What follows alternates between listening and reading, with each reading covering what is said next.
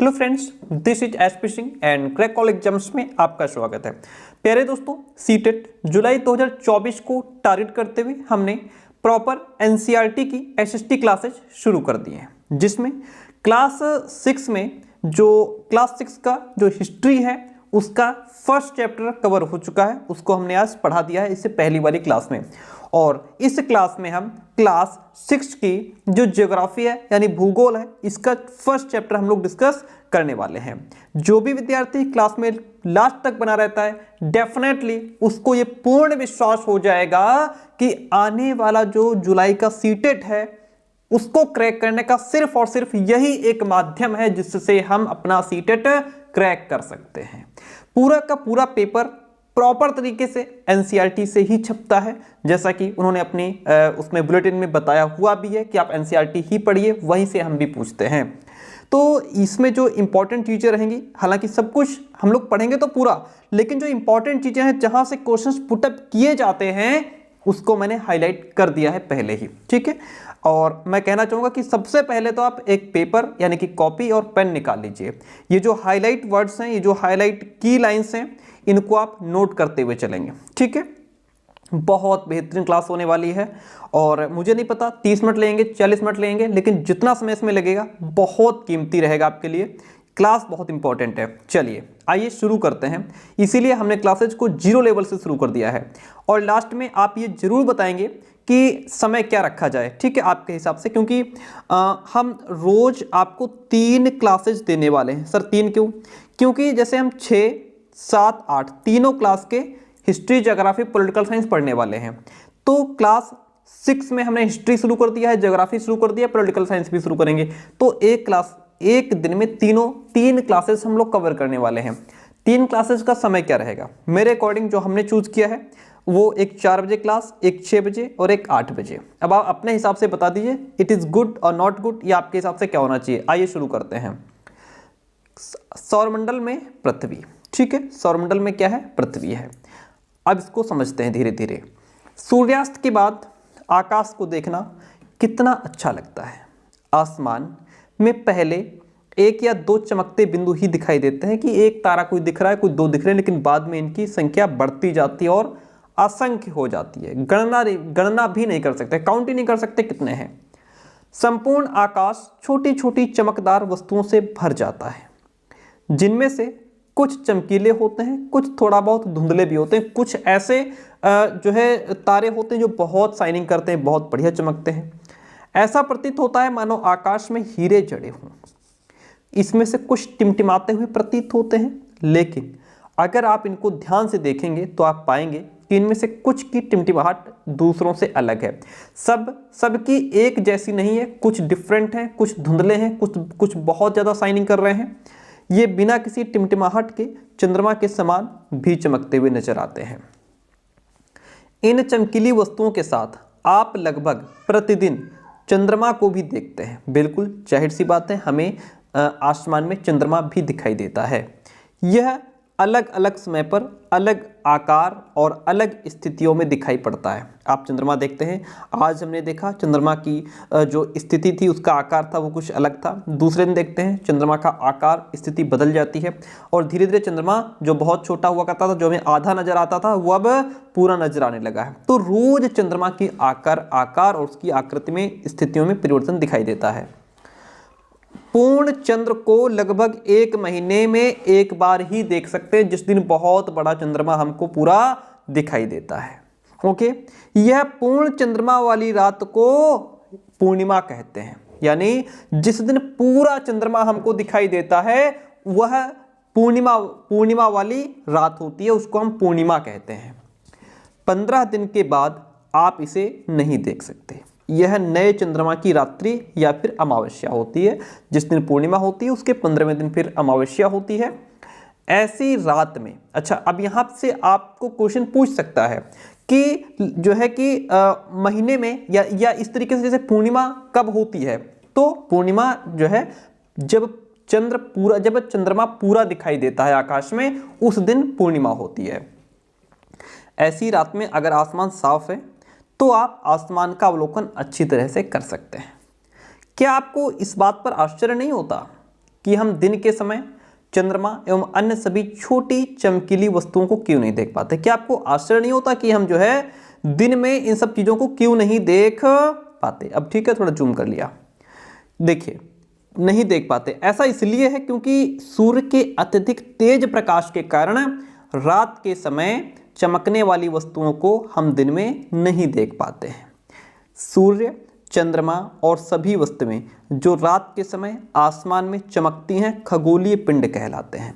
सूर्य भी एक खगोलीय पिंड है, चंद्रमा भी एक खगोलीय पिंड है। अब यहाँ से आप लाइन नोट कीजिए, लिखिए, तुरंत लिखना शुरू कीजिए।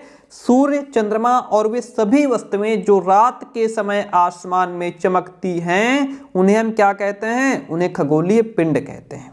ठीक है, आप और क्वेश्चन दे देगा खगोलीय पिंड किसे कहते हैं? सूर्य को, चंद्रमा को, पृथ्वी को, इन सभी को। तो यहाँ पे पृथ्वी नहीं, जो बाकी चीजें हैं उसको मिला करके ऑप्शन आपका जो ये सभी वो राइट हो जाएगा। कुछ खगोलीय पिंड बड़े आकार वाले और गर्म होते हैं, ये गैसों से बने होते हैं। कुछ खगोलीय पिंड ऐसे होते हैं जो बड़े आकार वाले होते हैं और गर्म भी होते हैं, ये गैसों से बने होते हैं। इनके पास अपनी ऊष्मा और प्रकाश होता है, इनका अपनी ऊष्मा है और अपना खुद का प्रकाश है जिसे वे बहुत बड़ी मात्रा में उत्सर्जित करते हैं। इन खगोलीय पिंडों को तारा कहते हैं। प्यारे दोस्तों, सूर्य भी एक तारा ही है। ठीक है, आई बात समझ में? तो जो है कुछ ऐसे होते हैं खगोलीय पिंड जिनके पास अपनी ऊष्मा और अपना ही प्रकाश होता है। सूर्य भी जो है वो एक तारा है, इसके पास भी अपनी ऊष्मा, अपना प्रकाश है। आगे बढ़ते हैं, नेक्स्ट पॉइंट पे देखिएगा। चलिए, यहां से पहले थोड़ा जूम आउट कर लेते हैं, फिर आगे बढ़ेंगे। चलिए, क्लियर है। रात के समय चमकते हुए अनगिनत तारे सूर्य के समान ही हैं। रात के समय बहुत सारे तारे ऐसे हैं जो सूर्य के समान ही हैं, जिस तरीके से सूर्य है वैसे ही हैं, लेकिन हमसे बहुत अधिक दूर होने की वजह से हम लोग इनकी ऊष्मा और प्रकाश को महसूस नहीं कर पाते, क्योंकि जितनी दूरी सूर्य की है ये उससे भी दूर है, इसलिए इनकी ऊष्मा, इनका प्रकाश हमारे तक नहीं पहुंच पाता, और यदि आता भी है तो हम महसूस नहीं कर पाते। और वे अत्यंत छोटे भी दिखाई पड़ते हैं, क्योंकि कोई भी वस्तु हो जितनी दूर से देखेंगे उतनी छोटी दिखाई पड़ेगी, है ना। अगर आप नहीं मानते हो तो आप किसी पेड़ पे चढ़ के नीचे वाले को देख लो, छोटा नजर आएगा, है ना। जितनी जो चीज हमसे जितनी दूर होगी उतनी छोटी नजर आएगी। तो ये चीजें भी सूर्य से ज्यादा दूरी पर हैं, इसलिए बहुत छोटी नजर आती हैं। अगला पॉइंट कहता है, आपने अवश्य ध्यान दिया होगा कि कुछ दूरी से देखने पर सभी वस्तुएं छोटी दिखाई पड़ती हैं। अत्यधिक ऊंचाई पर उड़ रहा हवाई जहाज कितना छोटा दिखाई देता है, ऐसा लगता है हम अपनी मुट्ठी में पकड़ लेंगे, लेकिन जब नीचे होता है तो हम उसके कोने के बराबर नहीं होते हैं। रात में आसमान की ओर देखते समय आप तारों के विभिन्न समूहों द्वारा बनाई गई विविध यानी कि अनेक प्रकार की आकृतियों को देख सकते हैं। क्या देख सकते हैं? रात में तारों के विभिन्न समूहों द्वारा, जो तारे जो होते हैं स्टार्स, उनका भी ग्रुप होता है, उनके अलग अलग ग्रुप होते हैं। उन समूहों के द्वारा जो अलग अलग आकृतियां दिखाई देती हैं ये नक्षत्र मंडल कहलाते हैं। ध्यान दीजिए, पॉइंट टू बी नोटेड, लिख लीजिए, ठीक है। अर्सा मेजर या बिग बियर इसी प्रकार का एक नक्षत्र मंडल है जो कि तारों के विभिन्न समूह से बना हुआ है। बहुत आसानी से पहचान में आने वाले नक्षत्र मंडल में जैसे कि सप्तऋषि, सप्तऋषि का मतलब 7 जो है ऋषि यानी कि 7 संत, ये जो है 7 तारों का एक समूह है। जो सप्तऋषि है वो 7 तारों का समूह है। वी कैन सी हियर, यहाँ पे देख सकते हैं 1 2 3 4 5 6 और 7, ये इसे कहते हैं सप्तऋषि। ये 7 तारों का एक समूह होता है जो कि नक्षत्र मंडल अर्सा मेजर का ही एक पार्ट है। ओके, इतनी बात क्लियर हुई। आगे बढ़ते हैं। देखिए, अपने परिवार या पड़ोस में किसी बड़े व्यक्ति से कहिए कि वो आपको आसमान में और अधिक तारे दिखाए। प्राचीन समय में लोग रात में दिशा यानी डायरेक्शन का निर्धारण तारों की सहायता से करते थे, क्योंकि पहले जो है कि घड़ी वगैरह या इतना वो आदमी डेवलप नहीं था, तो कौन सी डायरेक्शन किधर है ये तारों की वजह से वो देख लेता था। उत्तरी तारा उत्तर दिशा को बताता है। कौन सा तारा? जो उत्तरी तारा होता है वो उत्तरी दिशा को बताता है, इसे ध्रुव तारा भी कहते हैं। तो जो ध्रुव तारा होता है वो हमें उत्तर दिशा को बताता है। तो जो पहले लोग रात में चलते थे वो देख लेते थे कि ये ध्रुव तारा है, ये इस साइड है, यानी कि इधर उत्तर दिशा है, इधर पूरब दिशा है, इधर पश्चिम दिशा है, अनुमान लगा लिया करते थे। ये आसमान में हमेशा एक ही स्थान पर रहता था, कभी अपने स्थान से हिलता डुलता नहीं था। तो यहाँ पे आप पॉइंट नोट कर सकते हैं। ओके, हम सप्तऋषि की सहायता से ध्रुव तारे की स्थिति को जान सकते हैं कि ध्रुव तारा किधर है। चित्र में देखेंगे कि यदि सप्तऋषि मंडल के सांकेतक तारों को आपस में मिलाते हुए एक काल्पनिक रेखा खींची जाए एवं उसे आगे की ओर बढ़ाया जाए तो यह ध्रुव तारे की ओर इंगित करती है। यहाँ पे बात हो रही है जैसे सप्तऋषि, ये सप्तऋषि ये जो है 7 तारों का समूह है। यदि इनको मिला करके और फिर एक काल्पनिक रेखा खींची जाए, ये जो सांकेतिक तारे हैं इनको मिला करके एक सांकेतिक रेखा खींची जाए और फिर उसको आगे बढ़ा दिया जाए तो ये हमको ध्रुव तारे की तरफ लेकर के जाती है। ये बताती है कि इधर ध्रुव तारा है। इतनी बात क्लियर होती है? वेरी गुड, आगे बढ़ते हैं। देखिए अब क्या कहता है पॉइंट। तो यहां तक वो क्या था कि उत्तरी तारा उत्तर दिशा को बताता है, नहीं ठीक है, यहां तक इंगित करता है। कुछ खगोलीय पिंडों में अपना प्रकाश एवं ऊष्मा नहीं होती। ध्यान दीजिए, नोट कीजिए, कुछ ऐसे भी खगोलीय पिंड होते हैं जिनमें अपनी ऊष्मा अपना प्रकाश नहीं होता, वे तारों के प्रकाश से प्रकाशित होते हैं। तारों का जब प्रकाश होता है उससे प्रकाश लेकर के वो प्रकाशित होते हैं। ऐसे पिंड ग्रह कहलाते हैं। जिनके पास अपनी ऊष्मा अपना प्रकाश नहीं है उन्हें हम ग्रह कहते हैं। ओके, ग्रह जिसे अंग्रेजी में प्लैनेट कहते हैं, ग्रीक भाषा के प्लेनेटाई शब्द से बना हुआ है, जिसका अर्थ होता है परिभ्रमक, अर्थात चारों ओर घूमने वाला। तो ग्रह कौन है? ग्रह चारों ओर घूमने वाले हैं, इसीलिए इनको नाम प्लेनेटाई से प्लेनेट दे दिया गया। इतनी बात क्लियर हुई? जो ग्रह कौन है? जिनके पास अपनी ऊष्मा अपना प्रकाश नहीं होता है। पृथ्वी जिस पर हम रहते हैं यह भी एक ग्रह है। यह अपना संपूर्ण प्रकाश एवं ऊष्मा सूर्य से प्राप्त करती है, क्योंकि यह ग्रह है और ग्रह के पास अपनी ऊष्मा अपना प्रकाश होता नहीं है। ओके, यह अपना संपूर्ण प्रकाश ऊष्मा सूर्य से ही प्राप्त करती है, जो पृथ्वी के सबसे नज़दीक का तारा है। पृथ्वी के सबसे नज़दीक का तारा कौन है? तो सूर्य जो है यह पृथ्वी के सबसे नज़दीक का तारा है। पृथ्वी को बहुत अधिक दूरी से, जैसे चंद्रमा से देखने पर यह चंद्रमा की तरह चमकती हुई प्रतीत होगी। कौन? पृथ्वी। अब यहाँ पे कुछ रोचक तथ्य की बात कर लें तो बृहस्पति, शनि और यूरेनस के चारों ओर छल्ले हैं। अब ये क्वेश्चन बहुत पूछा जाता है कि किसके चारों ओर छल्ले हैं? तो बृहस्पति, शनि और यूरेनस ये ऐसे ग्रह हैं जिनके चारों ओर छल्ले हैं। ओके, ये छल्ले विभिन्न पदार्थों के असंख्य छोटे छोटे पिंडों से बनी पट्टियां होती हैं। पृथ्वी से इन छल्लों को शक्तिशाली दूरबीन की सहायता से देखा जा सकता है। यदि हम इन छल्लों को देखना चाहें तो कोई पावरफुल दूरबीन लेकर के उससे इन छल्लों को देखा जा सकता है। इतनी बात क्लियर होती है? वेरी गुड, यहां तक बात क्लियर हो गई। इसमें हमने ये समझा कि कुछ खगोलीय पिंड ऐसे होते हैं जिनके पास अपनी ऊष्मा प्रकाश नहीं होता, उनको हम ग्रह कहते हैं। पृथ्वी भी एक ग्रह है जो कि सूर्य से ऊष्मा प्रकाश लेती है, और जो है जो पृथ्वी है इसका सबसे नज़दीक इसका जो सूर्य है वो सबसे नज़दीक का तारा है सूर्य। और इसको ग्रह जो है जिसे अंग्रेजी में प्लेनेट कहा गया, ये ग्रीक भाषा के प्लेनेटाई शब्द से बना हुआ है। और प्लेनेटाई का मतलब इसका अर्थ होता है परिभ्रमक, यानी कि चारों ओर घूमने वाला। इतनी बात क्लियर होती है? अब यहाँ पे जो डायग्राम दिया गया है इसका कुछ खास यूज़ नहीं है, इसी में क्लियर हो जाएगा आगे। चलिए समझते हैं आज से पॉइंट को। देखिएगा, आसमान में दिखने वाला चंद्रमा एक उपग्रह है। ध्यान दीजिए, जो चंद्रमा है यह एक उपग्रह है।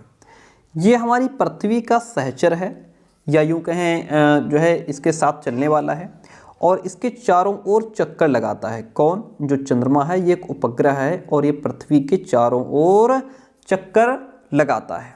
ठीक है, हमारी पृथ्वी के समान 7 अन्य ग्रह हैं। जिस तरीके से हमारी पृथ्वी है, जैसे जो हमारी पृथ्वी है वह भी तो एक ग्रह है जो पृथ्वी है यह भी एक ग्रह है। इसी तरीके से 7 और ग्रह हैं, जैसे बुध है, शुक्र है, मंगल है, बृहस्पति है, शनि, यूरेनस, नेपच्यून। ओके, ये 7 अन्य ग्रह हैं जो सूर्य से प्रकाश एवं ऊष्मा प्राप्त करते हैं। आई बात समझ में? ये सूर्य से ऊष्मा और प्रकाश प्राप्त करते हैं। जैसे पृथ्वी सूर्य से ऊष्मा प्रकाश प्राप्त करती है, उनमें से कुछ के पास अपने चंद्रमा भी हैं। इतनी बात क्लियर होती है? Very good. अब आगे बात करते हैं सौरमंडल की। किसकी बात करते हैं? सौरमंडल की। सौरमंडल की बात करने से पहले हम थोड़ा और पढ़ लेते हैं। यहाँ पे देखिए, पौराणिक रोमन कहानियों में सोल सूर्य देवता को कहा जाता है। पौराणिक रोमन कहानियों में सूर्य देवता को क्या नाम दिया गया है? सोल नाम दिया गया है। सौर शब्द का अर्थ है सूर्य से संबंधित, इसलिए सूर्य के परिवार को सौरमंडल नाम दिया गया। सौरमंडल कहा जाता है, सोलर सिस्टम कहा जाता है। ठीक है, आइए अब हम सौरमंडल को समझते हैं, सौरमंडल को पढ़ते हैं। चलिए, वेरी गुड, बहुत इंपॉर्टेंट, बहुत ही इंपॉर्टेंट। सौरमंडल की बात करते हैं। सूर्य, 8 ग्रह, उपग्रह तथा कुछ अन्य खगोलीय पिंड जैसे क्षुद्र ग्रह एवं उल्कापिंड मिलकर के सौरमंडल का निर्माण करते हैं। Point to be noted, note कीजिए। सौरमंडल का निर्माण कौन करते हैं? तो सौरमंडल के निर्माण में सूर्य तो आता ही है, साथ में 8 ग्रह भी आते हैं। 8 ग्रह कौन कौन से हैं? इंग्लिश में बात करें तो मरकरी, वेनस, अर्थ, मार्स, जुपिटर, सैटर्न, यूरेनस और नेपच्यून हो गया। ओके, अब और जो बाकी उपग्रह हैं या कुछ अन्य खगोलीय पिंड हैं जैसे क्षुद्र ग्रह है, उल्कापिंड, ये सब मिलकर के सौरमंडल का निर्माण करते हैं। उसे हम सौर परिवार का नाम देते हैं, जिसका मुखिया कौन है? सूर्य। सौरमंडल का मुखिया कौन है? सूर्य। ओके, चलिए यहां तक बात क्लियर। आगे बढ़ते हैं। अब हम बात करते हैं सूर्य की। सूर्य सौरमंडल के केंद्र में स्थित है। सूर्य कहाँ स्थित है? सूर्य जो है ये सौरमंडल के केंद्र में स्थित है और वहीं से अपने पूरे परिवार को चलाता है, और यह सौरमंडल का कौन है? मुखिया है। ये बहुत बड़ा है एवं अत्यधिक गर्म गैसों से बना हुआ है। बहुत अधिक गर्म गैसों से बना हुआ है।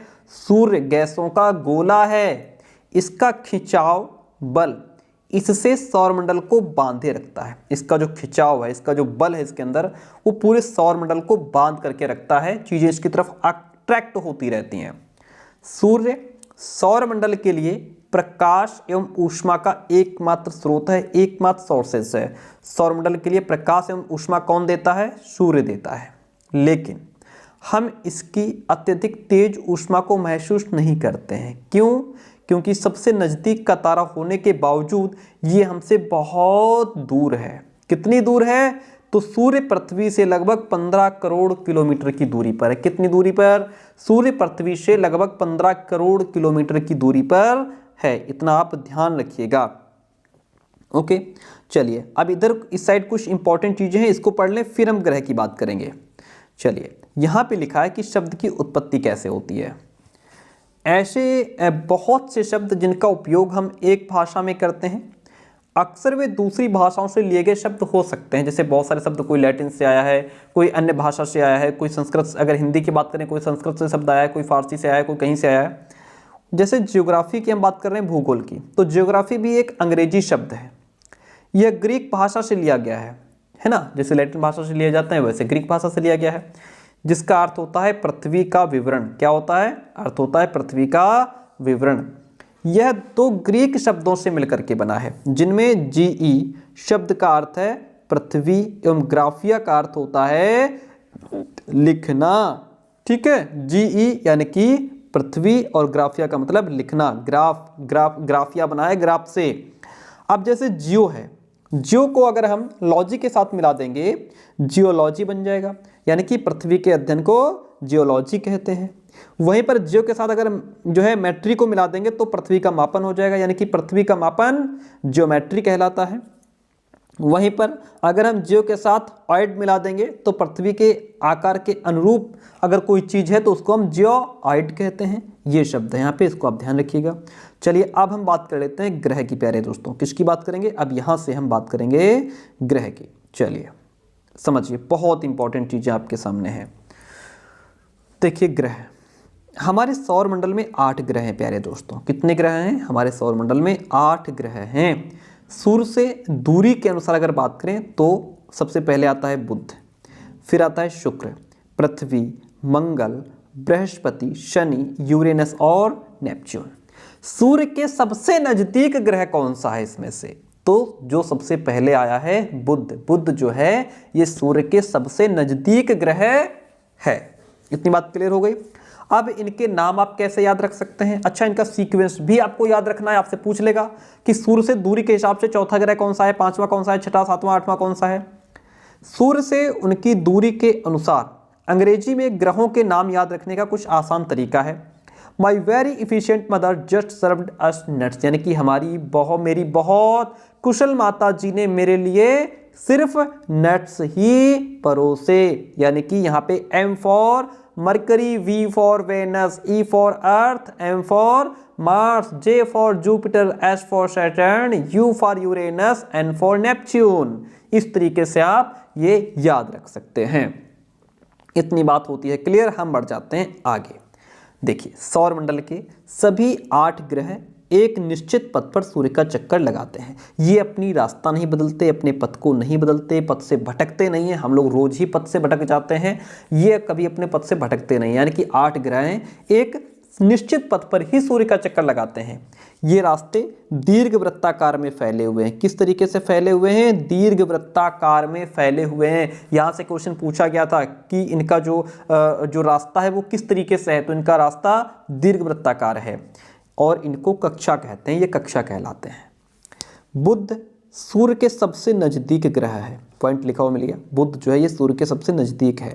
अपनी कक्षा में सूर्य के चारों ओर एक चक्कर लगाने में इसे केवल 88 दिन लगते हैं। किसको? बुध को। ठीक है, बुध जो है ये अपनी कक्षा में सूर्य के चारों ओर एक चक्कर जो है वो 88 दिन में पूरा करता है। शुक्र को पृथ्वी का जुड़वा ग्रह माना जाता है। पृथ्वी का जुड़वा ग्रह किसे कहा जाता है? बहुत पूछा जाने वाला क्वेश्चन है ये। तो वह है शुक्र, क्योंकि इसका आकार और आकृति जो है वो लगभग पृथ्वी के समान है, इसीलिए इसको पृथ्वी का जुड़वा ग्रह कहते हैं। इतनी बात क्लियर होती है? वेरी गुड, बहुत इंपॉर्टेंट। आगे बढ़िए। अभी तक प्लूटो भी एक ग्रह माना जाता था कि जो प्लूटो है वह एक ग्रह है, परंतु अंतर्राष्ट्रीय खगोलीय संगठन ने अपनी बैठक अगस्त 2006 में ये डिसीजन लिया कि कुछ समय पहले खोजे गए अन्य खगोलीय पिंड जैसे 2003 UV 313 और सिरस तथा प्लूटो, ये कौन है? ये बौने ग्रह हैं। अब इसमें जो प्लूटो है ये बड़ा फेमस है, बहुत क्वेश्चन पूछा जाता है कि बौना ग्रह किसे कहते हैं, तो जो प्लूटो है ये बौना ग्रह कहा जाता है। ओके, चलिए अब यहाँ पे कुछ इंपॉर्टेंट चीजें हैं, इसको समझ लीजिए। इधर क्या लिखा है कि रात में आसमान को देखकर मनुष्य हमेशा से मोहित हुआ है। बड़ा प्यारा आसमान दिखता है। खगोलीय पिंडों एवं उनकी गति के संबंध में अध्ययन करने वालों को खगोल शास्त्री कहते हैं। Point to be noted. खगोलीय पिंडों एवं उनकी गति के संबंध में, किस पिंड की किस तरीके से गति होती है, कौन तेज भागता है, कौन स्लो है, उनकी गति के संबंध में जो अध्ययन किया जाता है उनको खगोल शास्त्री कहते हैं, जो लोग अध्ययन करते हैं।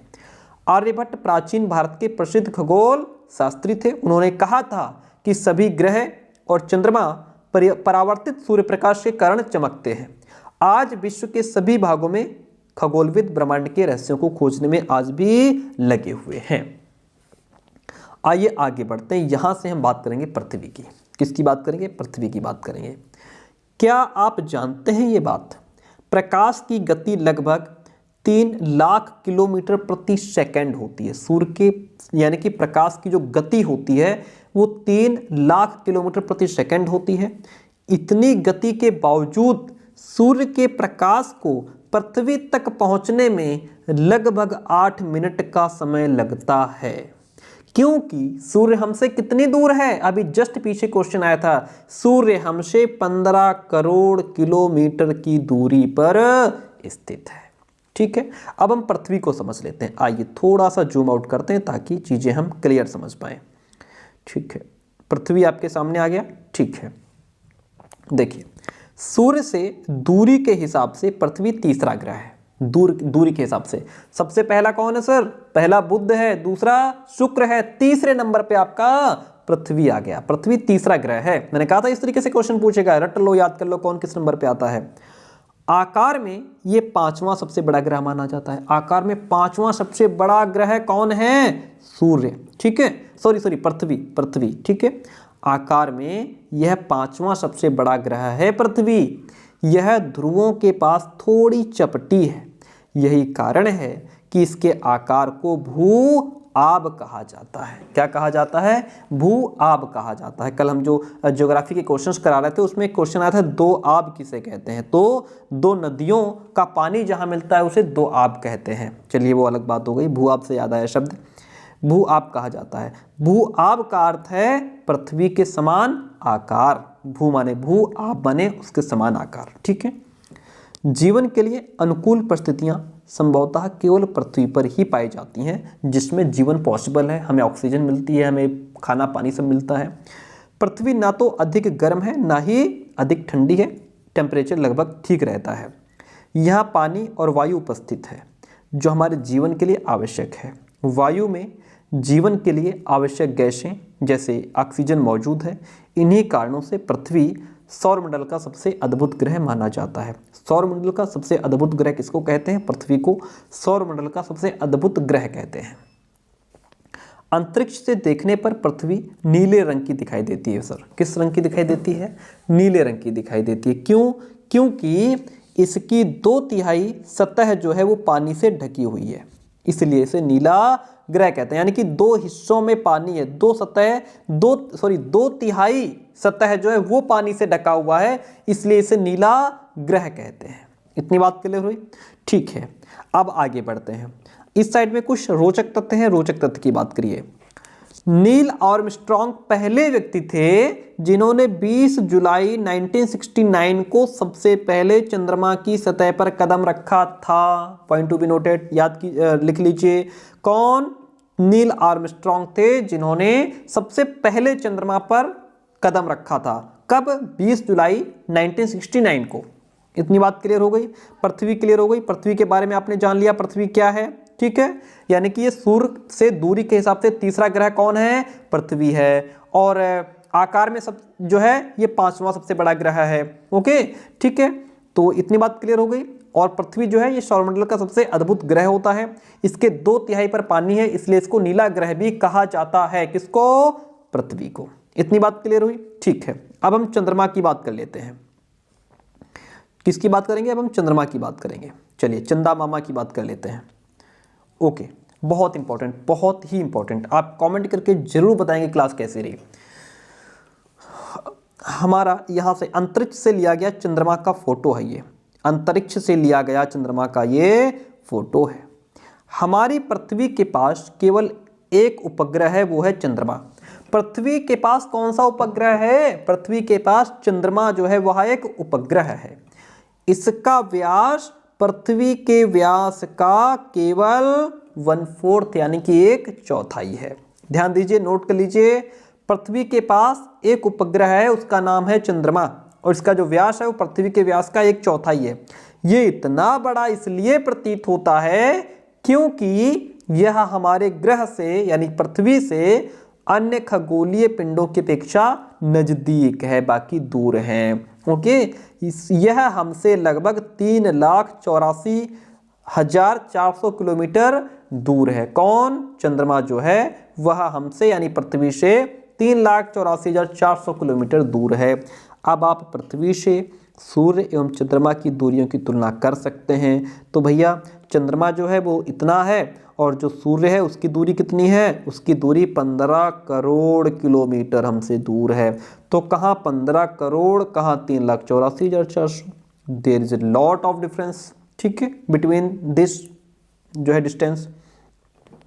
अब हम क्या करेंगे कि पहले थोड़ा उपग्रह को समझ लेंगे, फिर आगे बढ़ेंगे। उपग्रह क्या होता है सर? उपग्रह जो है, एक मिनट थोड़ा सा इसको जूम कर लेते हैं फिर पढ़ते हैं। चलिए, उपग्रह देखिए आपके सामने उपग्रह है। उपग्रह एक खगोलीय पिंड है। जो उपग्रह है ये एक खगोलीय पिंड है जो ग्रहों के चारों ओर उसी प्रकार चक्कर लगाता है जिस प्रकार ग्रह सूर्य के चारों ओर चक्कर लगाते हैं। Point to be noted. देखिए, मान लीजिए यहाँ पे ये सूर्य है। मैं एक मिनट मैं थोड़ा और जूम करके आपको बता देता हूँ। देखिएगा, मान लीजिए यहाँ पे ये क्या है, सूर्य है, ठीक है। सूर्य के चक्कर कौन लगा रहा है, जो ग्रह हैं ये सूर्य के चक्कर लगा रहे हैं। अब ग्रह के चक्कर कौन लगा रहा है, जो उपग्रह हैं वो ग्रह के चक्कर लगा रहे हैं। यहाँ पे सूर्य है, सूर्य के चक्कर लगा रहे हैं ग्रह, और ग्रह के चक्कर लगा रहे हैं उपग्रह। कौन, उपग्रह। ओके, इतनी बात क्लियर हो गई, ठीक है। आगे बढ़िए। तो उपग्रह खगोलीय पिंड है जो ग्रहों के चारों ओर उसी प्रकार चक्कर लगाते हैं जिस प्रकार ग्रह सूर्य के चारों ओर चक्कर लगाते हैं। अब बात आती है मानव निर्मित उपग्रह की। एक कृत्रिम पिंड है, कौन, मानव निर्मित उपग्रह, ऐसा उपग्रह जिसको मानव ने बनाया है, जिसका निर्माण मानव ने किया है। यह वैज्ञानिकों के द्वारा बनाया जाता है, जिसका उपयोग ब्रह्मांड के बारे में जानकारी प्राप्त करने एवं पृथ्वी पर संचार माध्यम के लिए किया जाता है। ब्रह्मांड में क्या हो रहा है, क्या घटनाएं घट रही हैं, इन सब का जो है जानकारी में कहाँ से मिलती है, इनके माध्यम से, ठीक है। ये मानव निर्मित उपग्रह होते हैं। ओके, इसे रॉकेट के द्वारा अंतरिक्ष में भेजा जाता है। यहाँ पे ये रॉकेट आप देख पा रहे हैं, ये रॉकेट है, इसके द्वारा इनको अंतरिक्ष में भेज दिया जाता है एवं पृथ्वी की कक्षा में स्थापित कर दिया जाता है। अंतरिक्ष में उपस्थित कुछ भारतीय उपग्रह जैसे इनसेट, IRS, एडुसैट इत्यादि, ये कौन है, ये भारतीय उपग्रह हैं जो अंतरिक्ष में प्रेजेंट हैं, उपस्थित हैं। ओके, चलिए अब आगे बढ़ते हैं, देखिएगा, समझिए यहाँ से चीज़ों को। चंद्रमा जो है यह पृथ्वी का एक चक्कर लगभग 27 दिन में पूरा करता है। पॉइंट टू बी नोटेड, कितने दिनों में जो चंद्रमा है यह पृथ्वी का एक चक्कर लगभग 27 दिन में पूरा करता है। लगभग इतने ही समय में ये अपने अक्ष पर भी एक चक्कर पूरा कर लेता है, लगभग 27 दिन में ही। इसके परिणाम स्वरूप पृथ्वी से हमें चंद्रमा का केवल एक ही भाग, एक ही हिस्सा दिखाई देता है। दूसरा जो हिस्सा होता है वो अपोजिट साइड हो जाता है, जिसकी वजह से हमें विजिबल नहीं होता, दिखाई नहीं देता। चंद्रमा की परिस्थितियां जीवन के लिए अनुकूल नहीं है, यानी कि वहां पे जीवन पॉसिबल नहीं है, लगभग वहां पॉसिबल नहीं है, क्योंकि वहां पे पृथ्वी की तरह जल नहीं है और जो है कि ऑक्सीजन नहीं है, और जिस तरीके से हमारी पृथ्वी पर मौसम जो है ना ज़्यादा ठंडा है ना गर्म है, वैसी कंडीशन वहाँ नहीं है।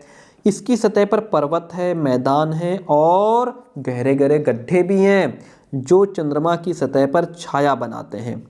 पूर्णिमा के दिन, पूर्णिमा की रात चंद्रमा पर इनकी छाया, किसकी छाया, पर्वत और मैदान, पर्वत की छाया आप जो है देख सकते हैं। ओके, चलिए आगे बढ़ते हैं। अब बात करेंगे हम क्षुद्र ग्रह की, ठीक है। इतनी बातें क्लियर हो रही हैं। ये जो आप सामने पिक्चर देख पा रहे हैं डियर फ्रेंड, ये किसकी पिक्चर है, ये क्षुद्र ग्रह की पिक्चर है। ओके, चलिए थोड़ा सा क्षुद्र ग्रह को ठीक से समझ लेते हैं, बहुत इंपॉर्टेंट क्लास है और पूरा NCERT, पूरा SST का पेपर यहीं से छपता है। क्षुद्र ग्रह को समझिए। तारों, ग्रहों एवं उपग्रहों के अतिरिक्त असंख्य छोटे पिंड भी सूर्य के चारों ओर चक्कर लगाते हैं। भाई तारे हैं, ग्रह, उपग्रह है, ये तो चक्कर लगाते ही हैं, इसके अलावा और भी असंख्य बहुत सारे जिनकी गिनती नहीं की जा सकती छोटे छोटे पिंड हैं, वो भी सूर्य के चारों ओर चक्कर लगाते हैं। इन पिंडों को क्षुद्र ग्रह कहा जाता है। ओके, ध्यान दीजिए, नोट कीजिए, लिख लीजिए। ये मंगल एवं बृहस्पति की कक्षाओं के बीच पाए जाते हैं, यानी कि जहां मंगल और बृहस्पति की जो कक्षा होती है ये ठीक क्षुद्र ग्रह उनके बीच में पाए जाते हैं। ओके, चित्र यहाँ पे कह रहा है कि 1.2 आप देख सकते हैं। देखिए हम आपको ले आए हैं पिक्चर 1.2 पे, जैसा कि स्टेटमेंट कह रहा था। स्टेटमेंट ये कह रहा था कि जो क्षुद्र ग्रह हैं वो कहाँ, वो मंगल और बृहस्पति की कक्षाओं के बीच में पाए जाते हैं। तो ये कौन है, ये मार्स है, यानी कि ये मंगल ग्रह है, ये बृहस्पति है, इसके बीच में ये क्षुद्र ग्रह की पट्टी है। तो ये कहाँ पाए जाते हैं, ये मंगल और बृहस्पति के बीच में क्षुद्र ग्रह पाए जाते हैं। ओके, बात तो गई क्लियर। मंगल आपने देख लिया और बृहस्पति भी देख लिया। अब आगे बढ़ते हैं। चलिए कहाँ गया हमारा क्षुद्र ग्रह, यहाँ से, ओ सॉरी ज़्यादा नीचे पहुँच गए, ठीक है, हो गई बात क्लियर। इन पिंडों को क्षुद्र ग्रह ये मंगल और बृहस्पति की कक्षाओं के बीच में पाए जाते हैं। वैज्ञानिकों के अकॉर्डिंग क्षुद्र ग्रह ग्रह के ही भाग होते हैं। जो ये क्षुद्र ग्रह होते हैं ये ग्रह के ही भाग होते हैं, जो कि बहुत वर्ष पहले विस्फोट के बाद ग्रहों से टूट करके अलग हो गए थे। ठीक है, इसलिए इनको नाम क्षुद्र ग्रह दे दिया गया। अब पॉइंट आता है हमारा उल्कापिंड को लेकर के। अब हम यहाँ से उल्कापिंड को भी जानेंगे। आइए उल्कापिंड से आपकी जान पहचान कराते हैं। सूर्य के चारों ओर चक्कर लगाने वाले पत्थरों के छोटे छोटे टुकड़ों को उल्कापिंड कहते हैं। Point to be noted, notes बनाते चलिए। सूर्य के चारों ओर चक्कर लगाने वाले पत्थरों के जो छोटे छोटे टुकड़े होते हैं उनको क्या कहा गया? उल्कापिंड कहा गया। कभी कभी ये उल्कापिंड पृथ्वी के इतने नजदीक आ जाते हैं, ऐसा लगता है अब टपक पड़ेंगे, ये अब पृथ्वी पर टपक जाएंगे, अब पृथ्वी पर गिर जाएंगे। इस प्रक्रिया के दौरान वायु के साथ फ्रैक्शन होने की वजह से, रगड़ने की वजह से, घर्षण होने की वजह से ये धीरे धीरे गर्म हो जाते हैं और फिर भैया जल उठते हैं। और जब जलने लगते हैं तब होता है प्रकाश, चमकदार प्रकाश उत्पन्न हो जाता है। कभी कभी कोई उल्कापिंड पूरी तरह जले बिना ही पृथ्वी पर गिर भी जाता है, जिससे पृथ्वी की सतह पर गड्ढे हो जाते हैं। ओके, क्या आपने तारों वाले खुले आकाश में एक ओर से दूसरी ओर तक फैली चौड़ी सफ़ेद पट्टी की तरह एक चमकदार रास्ते को देखा है? नहीं देखा है तो फिर इस पिक्चर में देखिए। ठीक है, ये क्या है? चौड़े रास्ते की एक जो है पट्टी है सफ़ेद। यह लाखों तारों का एक समूह है। क्या है? यह लाखों तारों का एक समूह है। यह पट्टी आकाश गंगा या फिर मिल्की वे है। क्या? मिल्की वे। मिल्की वे मतलब दूधिया रास्ता। ठीक है, इतना वाइट नजर आता है। ये हमारा सौरमंडल इस आकाश गंगा का ही एक हिस्सा है। प्राचीन भारत में इसकी कल्पना आकाश में प्रकाश की एक बहती नदी से की गई थी कि आकाश में एक जो है लाइट की यानी प्रकाश की नदी बह रही है। इस प्रकार इसका नाम आकाश गंगा पड़ गया। ठीक है, आकाश गंगा करोड़ों तारों, बादलों और गैसों की एक प्रणाली है। इस प्रकार की लाखों आकाश गंगाएं मिलकर के ब्रह्मांड का निर्माण करती हैं। ब्रह्मांड की विशालता की कल्पना करना अत्यधिक कठिन है कि ये कितना विशाल है। वैज्ञानिक अभी भी इसके बारे में अधिक से अधिक जानकारी इकट्ठा करने में जुटे हुए हैं। इसके आकार के संबंध में हमें कोई जानकारी नहीं है, लेकिन फिर भी हम जानते हैं कि हम सभी इसी ब्रह्मांड का एक हिस्सा हैं। ठीक है, चलिए तो अब इसके बाद क्या है कि यहाँ पे क्या लिखा है कि क्या आप ब्रह्मांड के साथ अपना संबंध बता सकते हो? कैसा है? पर आप पृथ्वी पर हैं और पृथ्वी क्या है? सौरमंडल का ही एक भाग है। हमारा सौरमंडल आकाशगंगा यानी मिल्की वे का ही एक भाग है जो ब्रह्मांड का हिस्सा है। ब्रह्मांड से जुड़े इस तथ्य पर विचार कीजिए कि इसमें लाखों आकाशगंगाएं मौजूद हैं। इस चित्र में आपका स्थान कहाँ है? ओके, यहाँ पे है पृथ्वी में। तो अब इसके बाद यहाँ तक हमारा ये जियोग्राफी का फर्स्ट चैप्टर कंप्लीट होता है। नीचे कुछ क्वेश्चंस हैं, इनके आंसर आप कमेंट बॉक्स में जरूर दीजिएगा। तो प्यारे दोस्तों, मैं जैसा कि मैंने शुरुआत में आपसे कहा था कि आप टाइम बता दीजिए। हमने जो टाइम डिस्कस किया है वो टाइम हमने सोचा है कि हम 4, 6, 8 रख दें। एक क्लास 4 बजे रख दें, एक 6 बजे रख दें, एक 8 बजे। ये सारी क्लासेस शाम को होंगी। ओके, अब आप अपने हिसाब से बता दीजिए क्या ये टाइम सही है या नहीं है। और बाकी जो क्लासेस हैं वो कंटिन्यू आपको मिलेंगी। 3 क्लास डेली होने वाली हैं। ठीक है, बाकी कमेंट करके आप ये जरूर बता दीजिएगा कि क्लास कैसी रही। Thank you so much.